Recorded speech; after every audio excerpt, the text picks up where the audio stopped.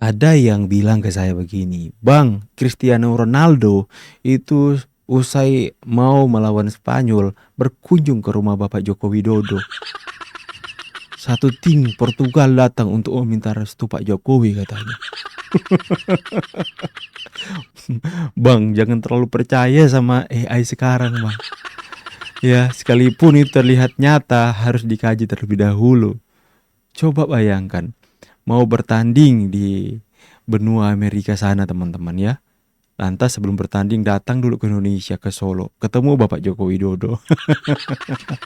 Beredar di sosial media, di Instagram, mungkin lucu-lucuan ya, tapi terlihat sangat real ketika Cristiano Ronaldo datang berkunjung foto bareng dengan Bapak Jokowi. Iya, saya tahu. Pak Jokowi itu rumahnya hari ini menjadi destinasi wisata internasional ya, saya tahu. Tapi nggak gini juga kali. Kita lihat nah ini Cristiano Ronaldo ngetuk pintu di gerbangnya Bapak Joko Widodo, teman-teman ya. Kita lihat.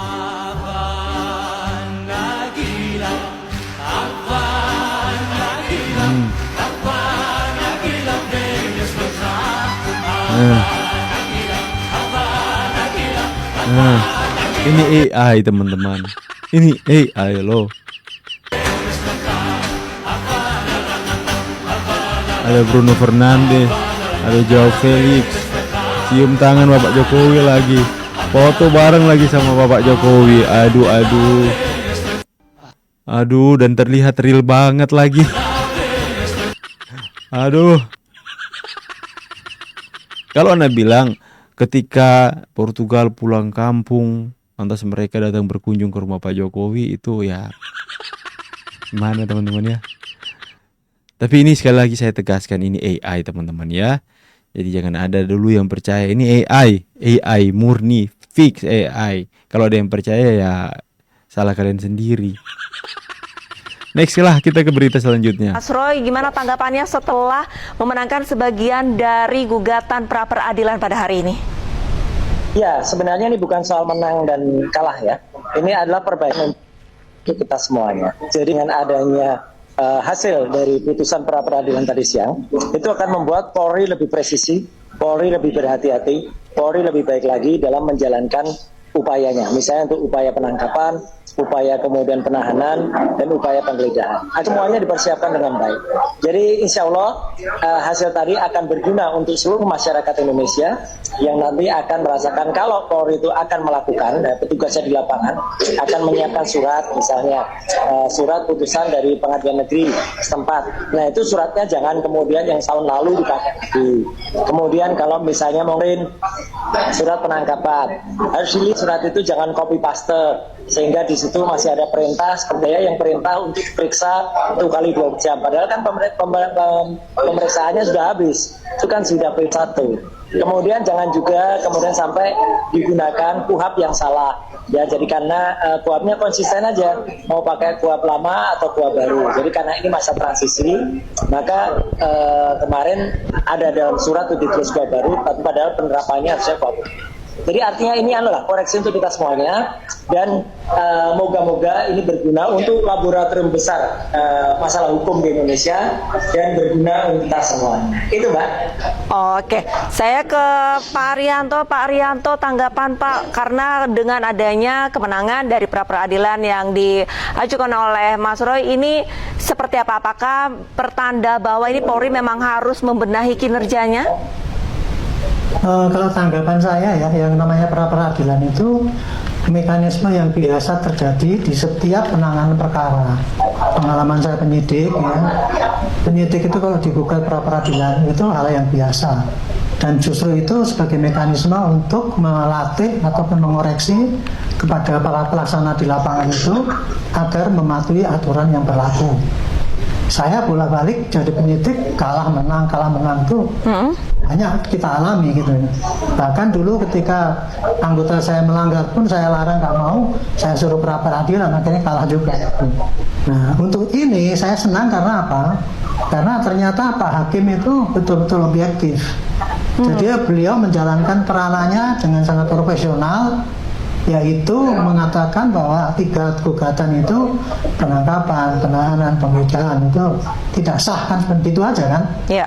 Itu jadi, dan senang saya adalah ini kasus ini sudah masuk kepada proses peradilan. Karena kalau kasus ini tidak sampai ke proses peradilan, akan ramai terus di lapangan ini terjadi Mas Roy, gimana tanggapannya setelah Next teman-teman. Roy Suryo itu takut sidang pokok perkara, maka pra-peradilan terus-menerus diulang-ulang lagi biar dilama-lamain. Boleh dong. Tapi apapun itu, Boleh dong.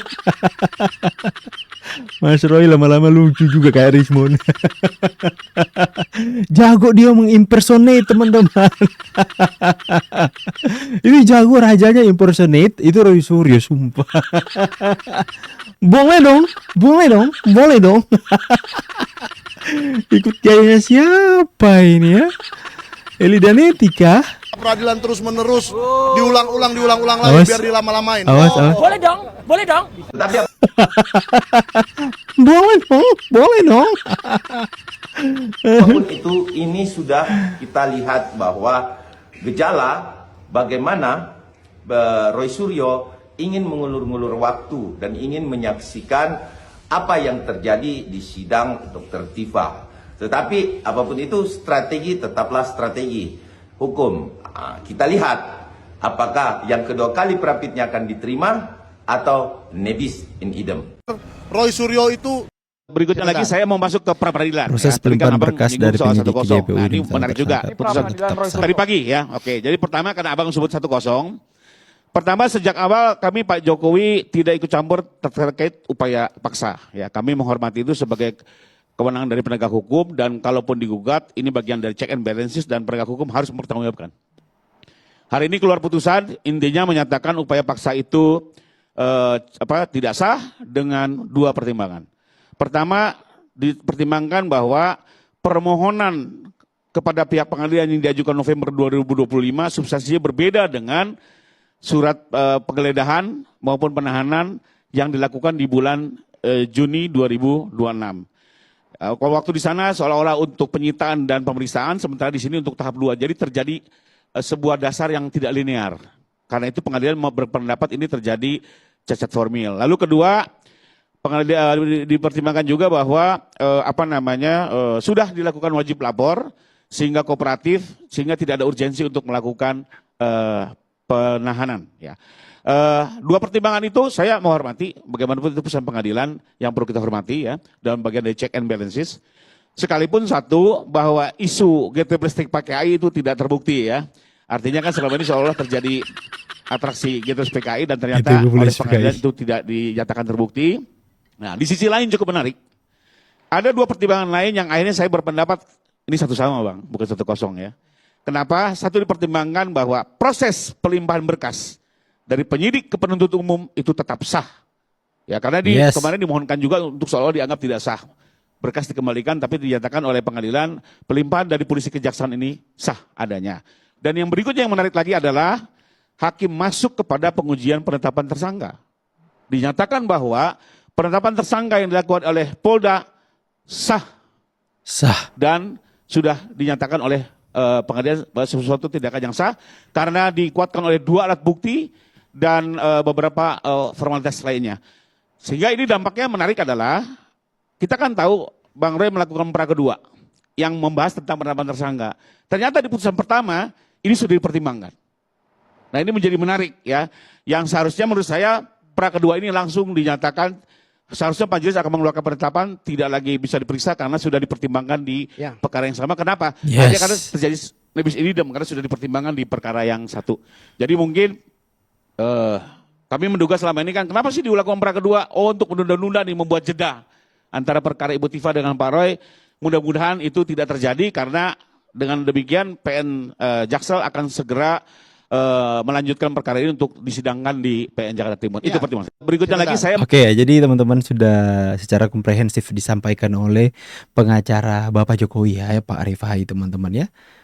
Jadi mereka mengatakan 1-0 kemenangan besar, tapi Pak Rifai, pengacara Bapak Jokowi ini mengatakan bahwa 1-1. 1-1.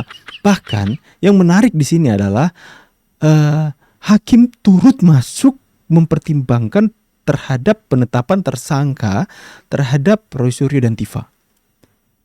Hakim masuk sampai ke sana. Ya, yang pertama kan ikut diajukan juga bahwa pelimpahan dari penyidik ke jaksa, ke kejaksaan itu di mana itu adalah sesuatu yang sah sudah dilakukan. Jadi tidak ditolak, mereka tidak menang dalam permohonan itu. Yang kemudian hakim pun masuk dalam bagaimana ketika mereka ini ditetapkan menjadi tersangka dan kemudian mereka menggugat bahwa itu tidak sah. Hakim sudah menyatakan itu dilakukan dengan sah dengan mempertimbangkan 2 alat bukti dan sebagainya. Jadi pra peradilan yang akan diajukan oleh Roy Suryo kemungkinan ya akan ditolak. Kemungkinan teman-teman ya, saya nggak tahu akan diterima atau tidak. Jadi ini lebih menarik. Ya, akan menjadi lebih menarik. Jadi bukan 1-0 teman-teman, 1-1 kata pengacara Pak Jokowi. Ya, bagaimana pendapat kalian semua tentang berita ini? Tulis di kolom komentar. Saya pamit, see you on the next video and God bless. Bye guys.